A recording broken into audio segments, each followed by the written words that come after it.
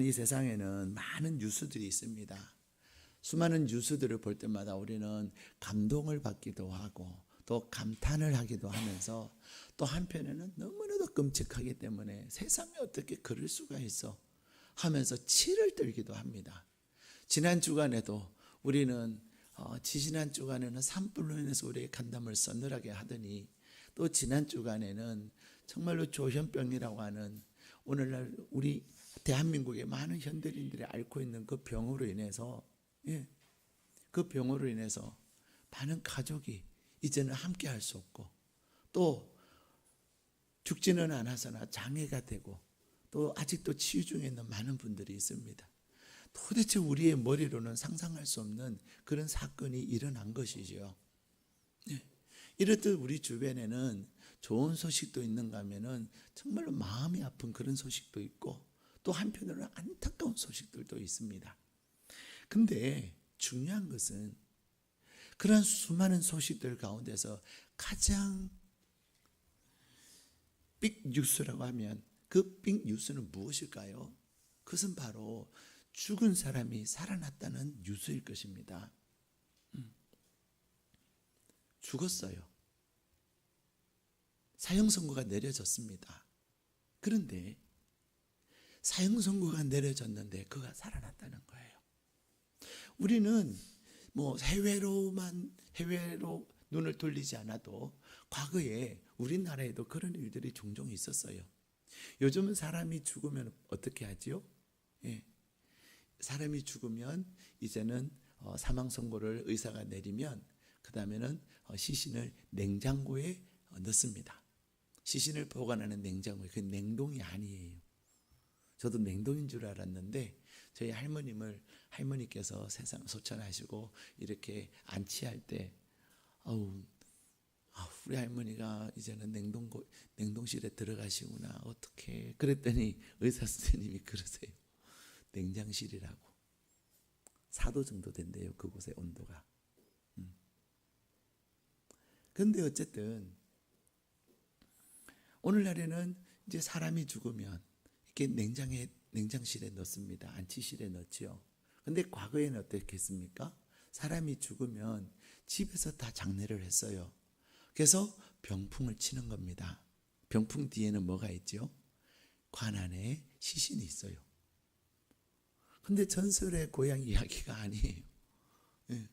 실제로 관 안에 있던 분이 살아나는 경우들이 정말로 가끔 있었습니다. 그래서 입관이라고 하는 예식을 할 때까지는 어떻게 하죠? 관에 못을 안 박습니다. 그냥 관을 덮는 거예요. 시신을 넣고 그 위에 판을 이렇게 내려놓는 거예요.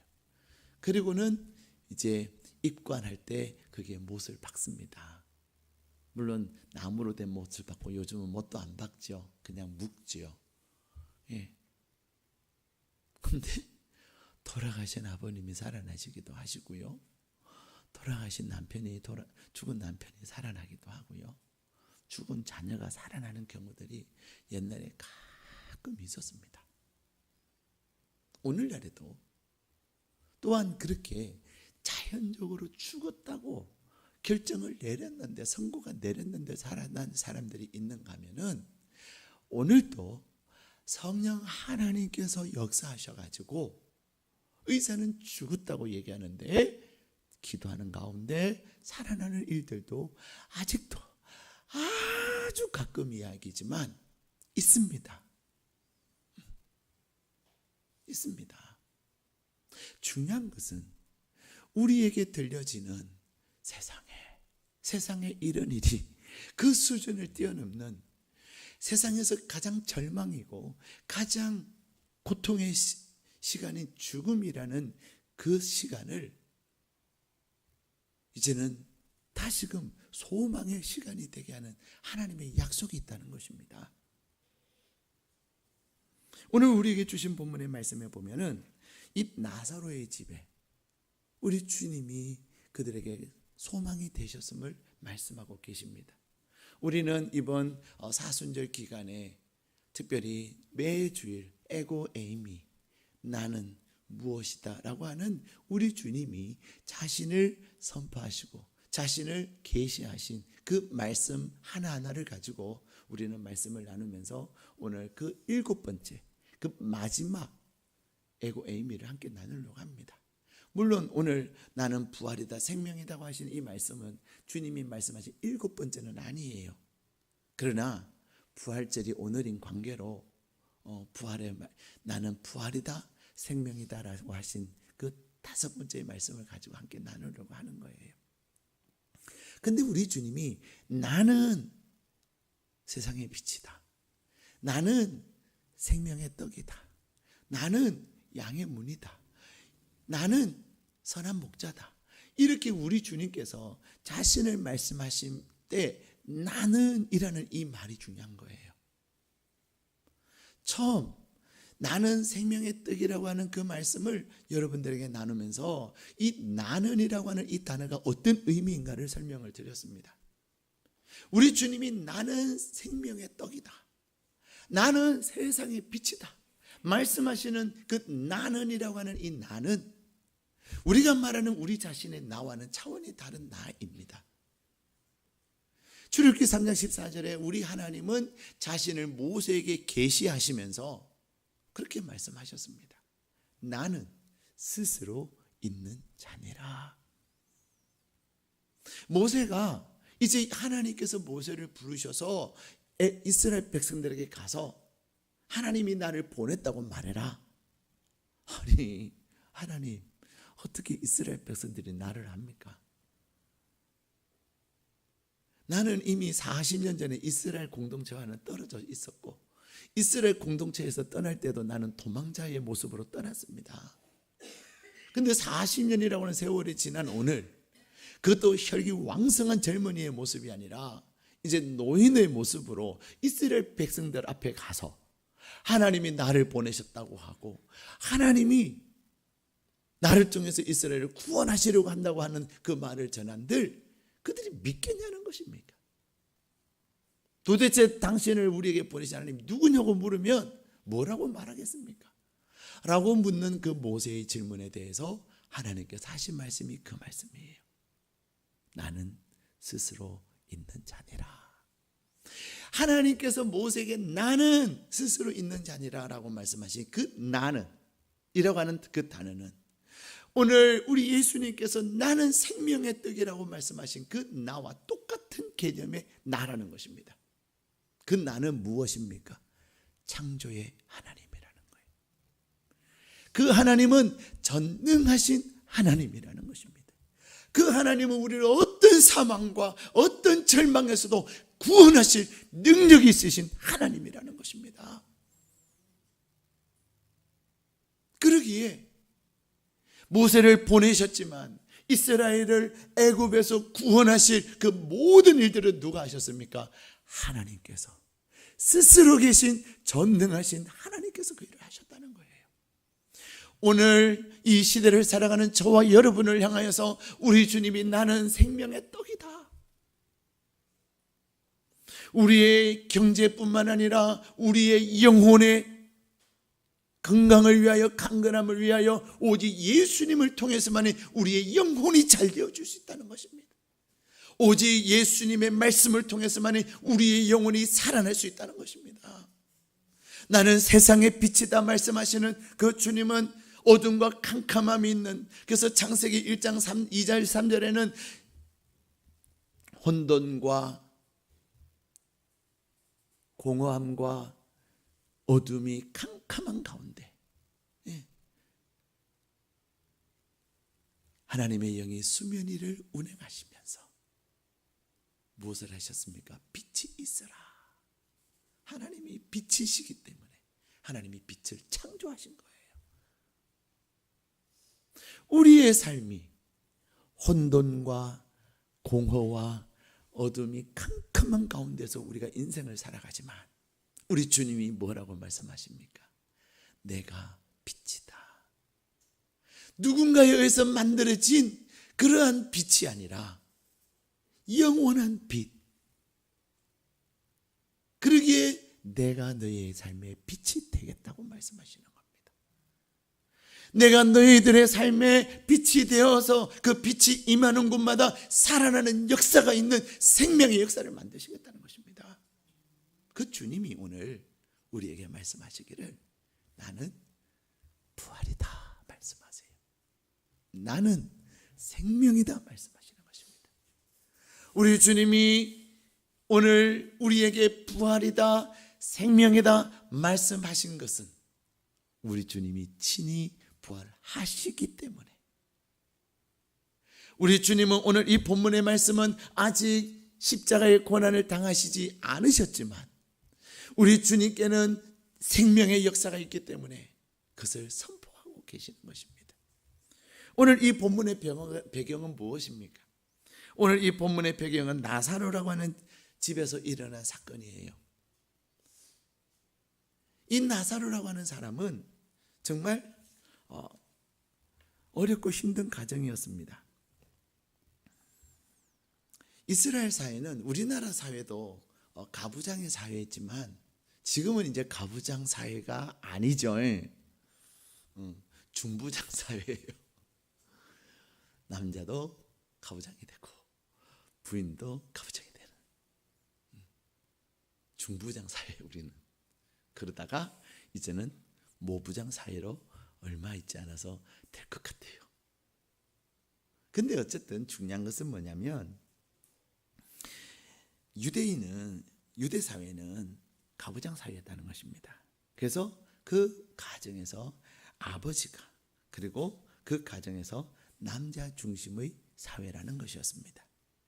그렇기 때문에 그 가정에 아버지든 또 아버지의 역할을 감당하는 남자가 가장이 없으면 그 가정은 자신의 권리를 행사하거나 또 권리를 보호받을 수 있는 그런 것에 제약이 많았다는 것입니다.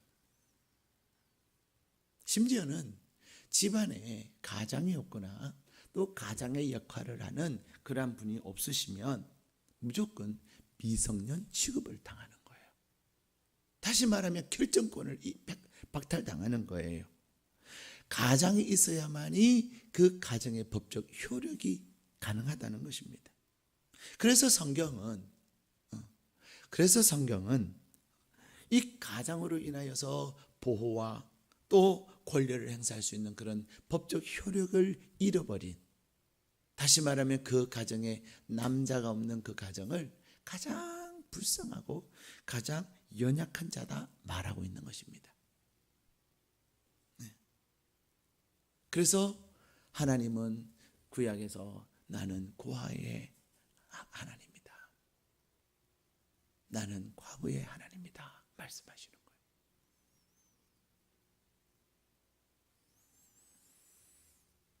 왜냐하면 그들은 권리 행사와 보호의 사각지대에 놓여 있기 때문에 그렇습니다. 아무리 큰 불이익을 당해도 마땅히 호소할 곳이 없는 거예요. 보호받지 못하는 거예요. 그래서 성경은 그러한 고아를 돌보는 일이나 과부를 돌보는 일을 경건한 모습이다 이렇게 말씀하십니다.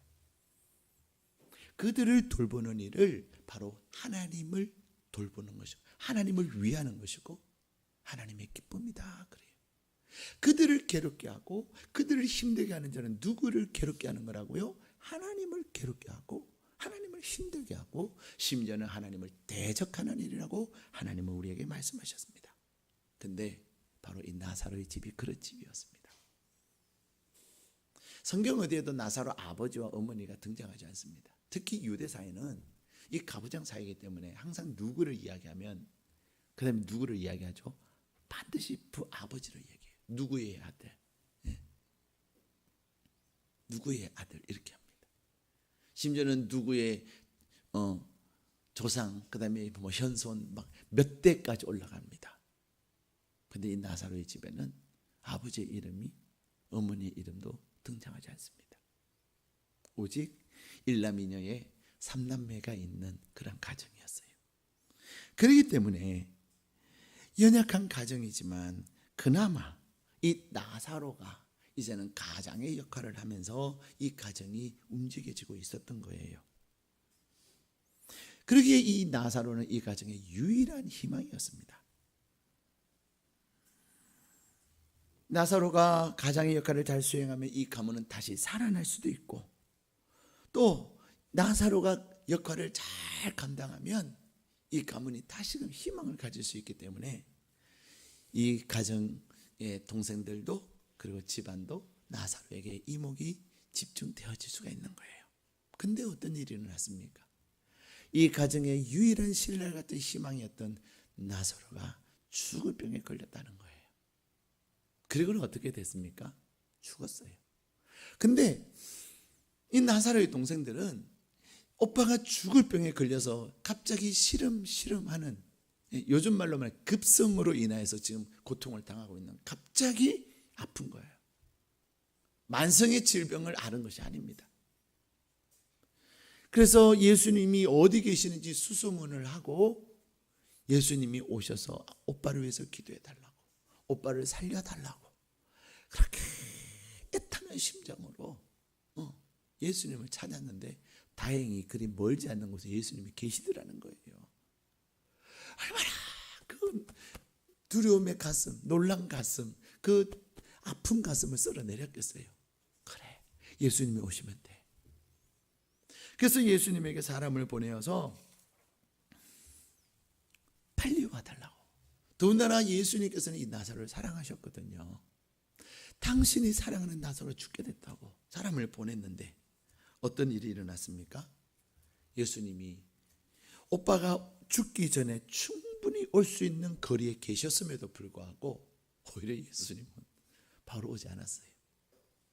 우리는 가끔 아이들이나 또 누군가의 심부름을 시키면 심부름 갔다가 빨리 올 만한 시간에 우리는 계산이 되잖아요. 근데 그 계산은 되어진 시간에 도착하지 않으면 그때부터는 어때요? 걱정이 되기 시작하는 거죠.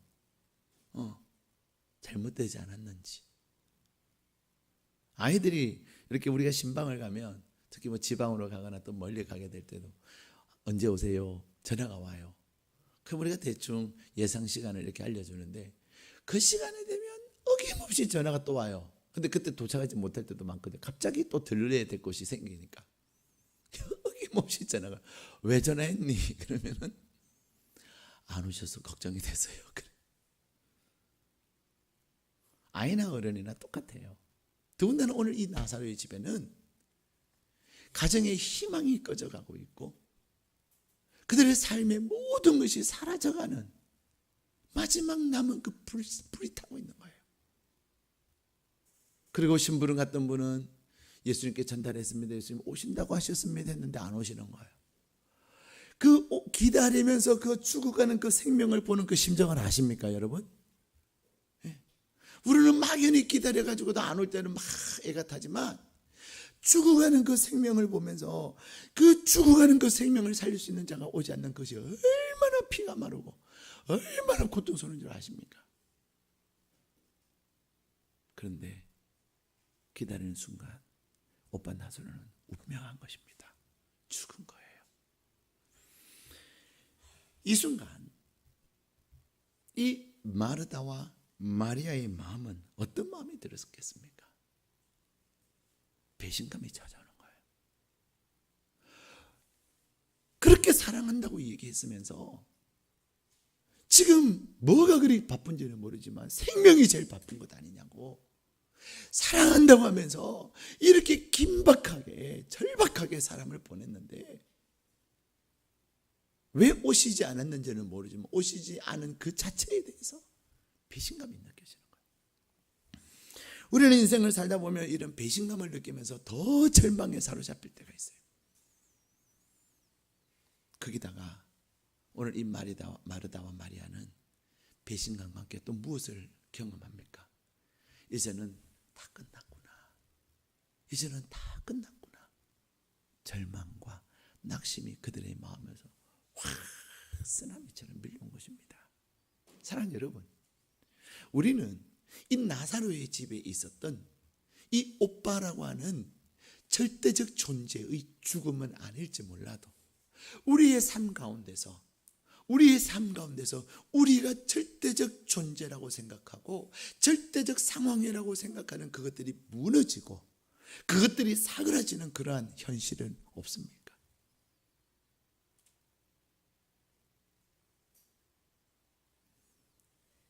우리 주님은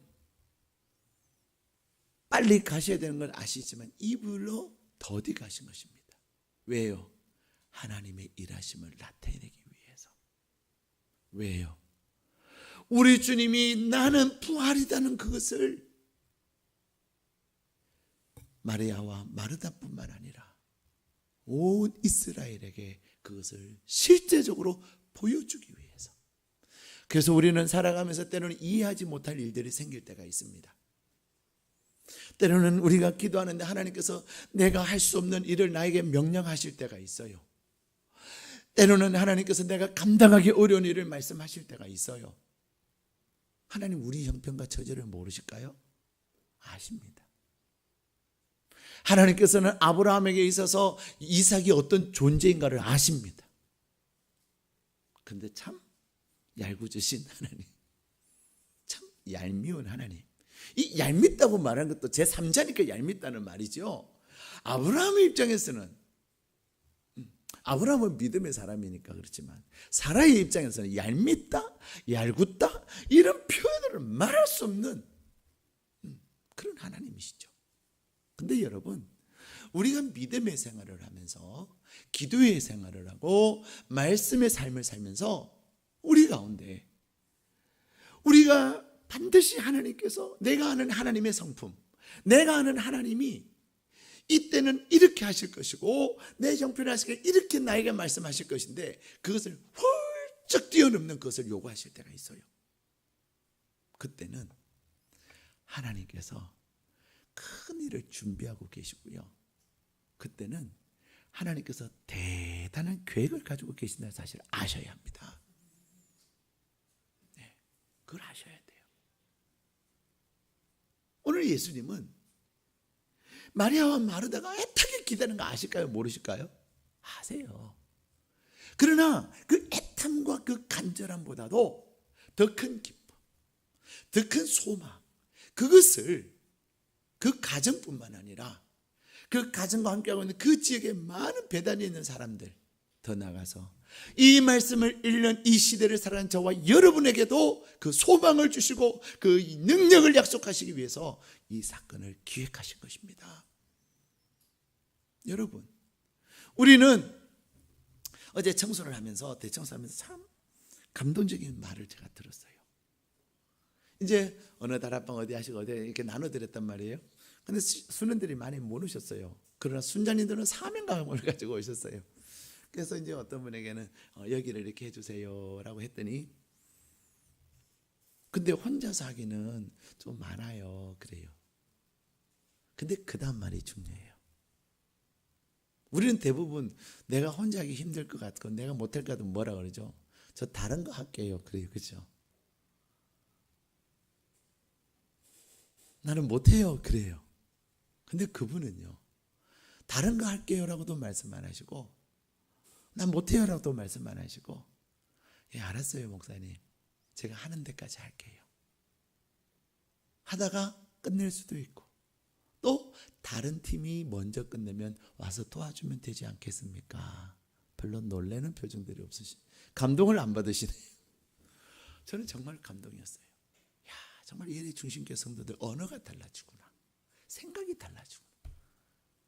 청소할 때만 그런 것이 아니에요. 어저께 세례 교육하면서도요, 있게 세례 그 문답을 하는데 어떤 분이 그런 표현을 쓰세요. 그렇습니다. 하나님께서 우리에게 허락하시는 일들은요, 내 경험과 내 이성이 못할 것 같다고 생각을 하지, 하나님이 보실 때는 충분히 할 수 있는 일을 우리에게 허락하세요. 거기다가 하나님께서는 내가 감당할 수 없는 거 알아요. 그러면서도 우리에게 그것을 허락하신 이유는 믿느냐 안 하는 거예요. 근데 내가 그것을 감당하지 못할 상황이 딱 됐을 때 하나님은 어떻게 하시는지 아세요? 우리에게 그 지점에서 피할 길을 주시는 거예요. 내가 그것을 끝까지 하지 못했지만 하나님께서 나에게 피할 다른 길을 열어주신 그것으로 인해서 완성하게 하신다는 것입니다. 우리는 인생을 살아가면서 이 나사로의 집과 같이 절망이 되고 낙심이 되고 배신감을 느끼는 그런 상황들이 얼마나 많은지 모릅니다. 그런데 오늘 주님은 우리에게 찾아오셔서 내 인생의 절망이 되는, 내 인생의 절대적인 것이 무너져 내려서 이제는 희망이 사라져가는 그 상황 속에서 주님은, 창조의 주님은, 생명의 주님은 우리에게 말씀하세요. 나는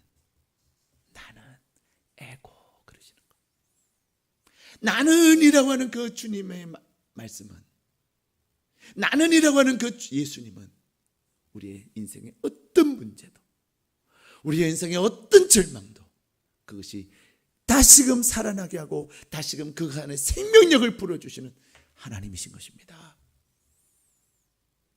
근데 오늘 우리 본문의 말씀에 보면은 우리 주님이 나는 부활이다, 나는 생명이다고 말씀하시는 그 예수님이 내 삶에서 어떻게 부활로 나타나고 어떻게 생명의 역사를 이루느냐, 그게 중요한 거예요. 그렇죠? 우리 중보기도학교 하면서 영적 전쟁에 대해서 배우고 또 기도가 얼마나 대단한지를 배워요. 기도의 새로운 세계를 경험을 해요. 근데 중요한 건 뭐죠? 그게 내 것이 되는 것이 중요한 것입니다. 알아요. 근데 당신은요, 없어요. 그는 아는 게 아닙니다. 오늘 우리 주님이 부활절에, 2019년 부활절에 우리에게 나는 부활이다, 나는 생명이다 말씀하시는 그 말씀은 내가 부활이고 내가 생명이라는 그 팩트와 그 사실이 이제는 여러분 한 사람 한 사람에게 부활로 생명으로 나타나시라고 원하시는 것입니다. 내 삶에 주님이 부활이 되지 아니하고 예수님이 나에게 생명이 되지 않는다면 그것은 의미가 없는 거예요. 우리 주님이 나는 부활이다, 나는 생명이다 말씀하시는 이유는 여러분의 삶에 무너졌던 것들이, 여러분의 이 삶에 이제는 꺼졌던 것들이 다시금 살아나고 다시금 생명력을 얻어서 부활의 증인으로 그 기쁨과 감격을 나누며 살아가는 하나님의 사람이 되라고.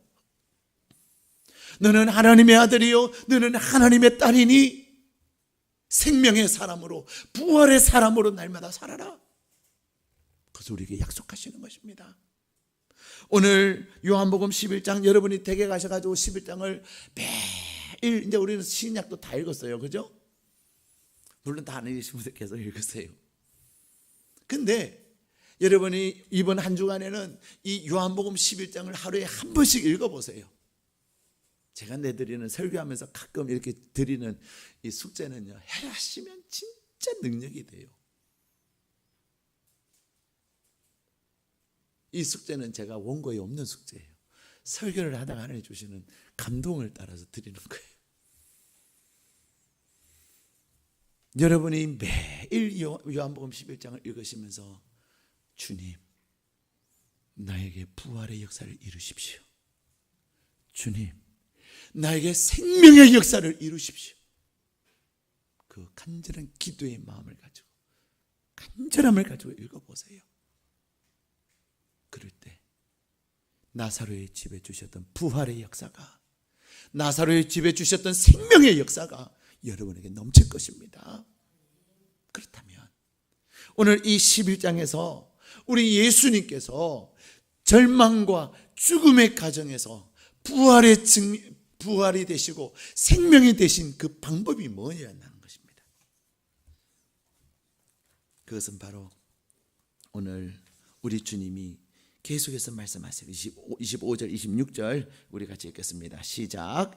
예수께서 이르시되 나는 부활이요 생명이니 나를 믿는 자는 죽어도 살겠고 무릇 살아서 나를 믿는 자는 영원히 죽지 아니하리니 이것을 내가 믿느냐. 아멘. 우리 믿는 자 동그라미, 25절에 믿는 자 동그라미, 26절에 믿는 자 동그라미, 그리고 내가 믿느냐, 그게는 세모로 딱 표시를 해놓으세요. 첫 번째 25절에 첫 번째 믿는 자, 26절에 첫 번째 믿는 자는 그는 팩트예요. 믿으면 된다라는 거예요. 그런 사실이에요. 믿는 사람에게 주시는 공식이에요.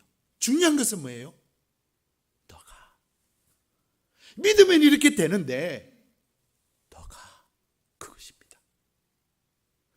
주님이 나의 삶의 절망과 나의 삶의 죽음 가운데 있는 우리의 어떤 상황, 그것이 내 자녀에 대해서 나는 이제 죽은 거야. 우리 아이를 보면 희망이 없어. 내 배우자를 봐도 희망이 없어. 여러분들 그런 분들 안 계시라고 믿습니다. 그 주변에 보면 그런 분들 많거든요. 그래서 여러분이 그런 분들을 위해서 이제는 그 죽은 배우자를 살려주는 일을 하셔야 되는 거예요. 또 안 믿는 배우자들 있지 않습니까? 영적으로 죽은 자들. 반드시 하나님께서는, 부활의 주님은 안 믿는 내 남편, 안 믿는 내 아내에게도 뭐가 있어요? 하나님의 형상이 있거든요. 하나님의 DNA가 있단 말입니다. 그것을 이제는 살리는 것이 중요한 거예요. 거기에 생명을 불어넣어 주는 것이 중요한 것입니다. 그런데 중요한 것은 뭐냐면 믿음이에요. 내가 믿어야 되는 거예요. 죽은 자 가운데서 살아나신 그 주님이 반드시 나의 무너졌던 것, 나의 죽었던 것, 나의 잃어버렸던 것, 그것들을 다시 살리실 것을 믿는 것이 중요한 것입니다. 믿어야 합니다. 부활의 주님이, 생명의 주님이 내게 부활의 주님이 되고 내게 생명의 주님이 되는 비결은 뭐니 해도 믿으셔야 되는 것입니다. 그래서 주님은 말씀하세요. 너가 믿느냐? 여러분에게 그 주님이 믿으시는 역사가 있기를 축복합니다. 두 번째는요, 우리 예수님은 부활이시고 우리 예수님은 생명이신데 그 예수님의 부활과 예수님의 생명이 나의 삶에서 부활이 되고 생명이 되기 위해서는 무엇을 해야 합니까? 자, 우리 41절 우리 같이 읽겠습니다. 시작. 돌을 옮겨 놓으니, 11장 41절이에요. 시작. 돌을 옮겨 놓으니 예수께서 눈을 들어 우러러 보시고 이르시되 아버지여, 내 말을 들으신 것을 감사하나이다. 아멘. 40절에도 말씀하십니다. 믿으면 영광을 보리라. 믿으면. 그런데 이제 믿는 자가 그 다음에 해야 될 게 뭐죠? 나에게서 부활이 되고 나에게서 생명이 되기 위해서 해야 될 두 번째는요, 눈을 들어 우러러 보셨다. 하늘을 우러러 보신 거예요. 눈을 들어 하늘을 우러러 보셨다는 말이 무슨 말입니까? 기도하셨다는 것입니다.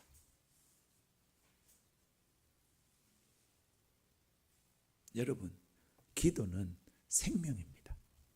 써놓으세요. 기도는 생명이다. 여러분이 기도가 생명인 이유가 무엇입니까?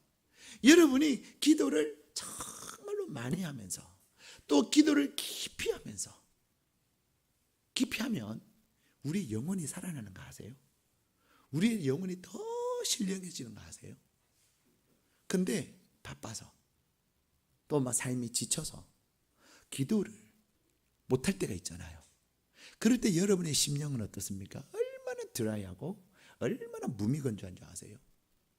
우리 몸은, 우리 사람은요, 그냥 육신의 사람이 아닙니다. 영적 존재예요. 우리는 영적 존재이기 때문에 영적 존재인 우리가 활력이 있고 생기가 있고, 그러기 위해서는 우리 영이 살아야 되거든요. 우리 영이 건강해야 되거든요. 그러기 위해서는 우리 영이 호흡을 많이 해야 합니다. 그것이 기도입니다. 여러분, 기도를 많이 해보세요. 시간을 정해놓고 매일 기도해보세요.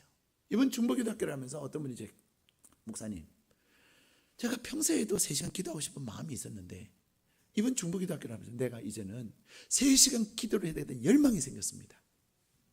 근데 우리 삶이 바쁘잖아요. 이런저런. 그래서 이 시간에 한번 정해놓고 해보세요. 3시간을 기도하는 거예요. 근데 여러분, 목사인 저도 제가 기도를 많이 할 때가 있는가 하면 어떨 때 기도를 못 할 때가 있단 말이에요. 그때 제 심령이, 제 영이 달라요. 다른 걸 느낍니다. 여러분 느끼지 못해서 그냥 그게 그거인 것 같지만 다릅니다. 여러분, 우리 주님은 죽은 자를 살리신 그것을 무엇을 통해서 행하십니까? 기도를 통해서 하는 겁니다. 기도는 하나님은 우리에게 하나님의 말씀을 주셔서 약속을 주셨어요. 하나님이 우리에게 약속하신 이 계약서가 우리에게 실행이 되기 위해서는 반드시 무엇이 돼야 됩니까? 기도가 되어집니다. 기도로 이 계약이 실현되어지는 거예요. 기도로 하나님의 약속의 말씀이 우리의 삶에 이루어지는 것입니다. 그래서 기도가 중요한 것입니다. 오늘 우리 주님도 이미 죽어서 시체 냄새가 나고 썩어서 냄새가 나는 그 나사로, 그 무덤에 가셔서 하신 게 뭐예요? 다른 사람들은 고골하고 울고 있어요. 주님이 아무리 나는 부활이다 말해요, 나는 생명이다 말해도 믿어지지 않아요. 심지어는 사람들이 비아냥거려요. 그런데 주님은, 주님이 하나님께 기도하면 하나님께서 그 기도를 들으시고 응답하실 걸 믿어요. 믿음에서부터 기도의 삶이 되어지는데, 그래서 우리 주님은 이제는 그냥 집에 있는 게 아니에요. 이미 그 시신은 무덤에, 돌무덤에 이미 장사 지내가지고 몸은 온전히 칭칭 감겨져 있는 그런 몸인데도 불구하고 몸은 썩어가는 상황에서도 주님이 뭐 하신 것입니까? 기도하신 거예요. 믿음은 기도를 낳는 것입니다. 믿음은 기도를 하게 만드는데 그 기도에 생명의 역사가 있고 그 기도에 부활의 역사가 있는 것입니다.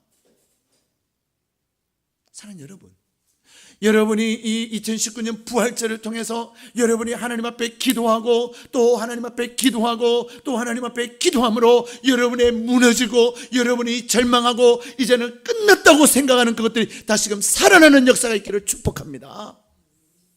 저는 하나님께서 제게 주신 그 영혼들이 있어요. 하나님께서 나에게 주신 감동 주신 영혼들이 있거든요. 저는 그 영혼들은 포기하지 않아요. 기도합니다. 근데 심지어는 다른 교회 등록했다가 돌아오는 교인들이 있어요. 영혼이 있어요. 우리 교인이 아니었으니까. 이 사람은 분명히 와야 돼. 이래 중심교회에서 믿음을 자라가야 되고 이래 중심교회를 통해서 하나님이 약속하신 것이 있는데 어떤 연유인지는 모르지만 하여튼 다른 데를 갔어요. 근데 늘 기도하는 거죠. 왜? 나에게 맡기신 영혼이니까. 이래 중심교회에 맡기신 영혼이니까. 근데 돌아와요. 영혼만 그럴까요? 영혼만 그럴까요? 여러분의 어떤 삶의 현실들이, 여러분의 삶의 어떤 일들도 여러분이 살아계신 하나님, 창조주 하나님을 믿고 그 하나님을 향하여 기도를 포기하지 않으면, 기도를 포기하지 않으면 하나님은 반드시 일하십니다. 세 번째, 내 삶의 부활과 생명의 역사가 있게 하기 위해서 주님이 하신 게 무엇입니까? 우리 다시 한번 41절 읽겠습니다. 시작. 돌을 옮겨 놓으니 예수께서 눈을 들어 우러러보시고 이르시되 아버지여 내 말을 들으신 것을 감사하나이다. 아멘. 우리 주님이 기도하는데 어떻게 기도하셨어요? 감사하며 기도하셨어요. 자, 근데 여기 보세요. 이 표현이 중요해요. 아버지여 내 말을 들으실 것을 감사한다 그랬습니까? 들으신 것을 감사한다는 거예요. 들으신 것과 들으실 것은 달라요. 그죠? 들으실 것은 아직 이루어지지 않은 거예요. 들으신 것은 이미 어떻게 된 거예요? 이루어진 거예요. 주님은 지금 아직 나사로가 살아나오지 않았지만 그 심령 안에는 이미 죽은 것이 아니라 살아있는 거예요. 살아있는 거예요. 그래서 지금 그 나사로는 나오지 않았지만 그는 이미 나와 있는 거예요. 그래서 저는 어떤 사역들을 앞두고 미리 감사할 때가 참 많습니다. 바로 이 말씀. 사역은 앞에 있지만 시간은 아직 남아있지만 이미 하나님께서 그것을 하신 것을 믿는 거예요. 어떻게 감사해요? 이미 들으신 것을 믿고 감사하는 거예요. 들으실지 안 들으실지 모르지만 긴가민가 하면서 대충 감사하는 게 아니에요. 이루어 주셨을 때 드리는 그 감사를 미리 드리는 거예요. 하나님은요, 그 믿음의 감사, 미리 드리는 그 감사를 하나님이 놀랍게 일하시는 거예요. 왜요? 기도하되 어떻게 기도하는? 감사함으로 기도하는 것입니다. 여러분의 절망의 상황에, 이제는 무너진 상황에서도 감사를 찾으면요, 감사할 게 진짜 많습니다. 아무리 다 끝난 상황이라 할지라도 오늘 이 상황에서도 감사할 게 뭐예요? 오빠는 죽었지만 예수님이 오셔서 감사하죠. 나는 절망했는데 예수님은 다시 살아난다는 말씀하니까 감사하죠. 예수님이 무덤 앞에 가주셔서 감사하죠. 감사할 거 찾으면요, 그렇지만 나도 그냥 안 될 것 같지만 예수님이 가니까 나도 따라갈 수 있는 그것도 감사하죠. 감사할 거 찾으면 정말로 많아요. 감사하기 시작할 때 그 무너지고 죽음과 절망의 현장에서 살아계신 하나님이 일하시는 것이 보여지기 시작하는 것입니다. 사랑하는 여러분, 2019년 부활주일날 우리 주님은 사망 권세를 깨뜨리시고 부활하신 예수님께서 저와 여러분에게 나의 부활과 나의 생명이 너희들의 삶 부활이 되고 너희들의 생명이 되기를 원한다. 그러기 위해서는 믿어라. 믿어라. 믿어야 기도도 하고요, 믿어야 감사도 하는 것입니다. 믿어라. 그리고 말하고요, 믿으면 기도해라. 믿으면 기도하는데 어떻게 기도하라고요? 감사함으로 기도해라. 어떻게 감사? 들으신 것을 감사, 살리신 것을 감사, 이루실 것을 감사하고, 회복시킬 것을 감사하고, 돌아올 것을 감사하고, 부어주신 것을 감사하고. 감사할 때 감사한 그대로 살아나는 역사가, 회복의 역사가 여러분에게 가득하시기를 주님의 이름으로 축복합니다.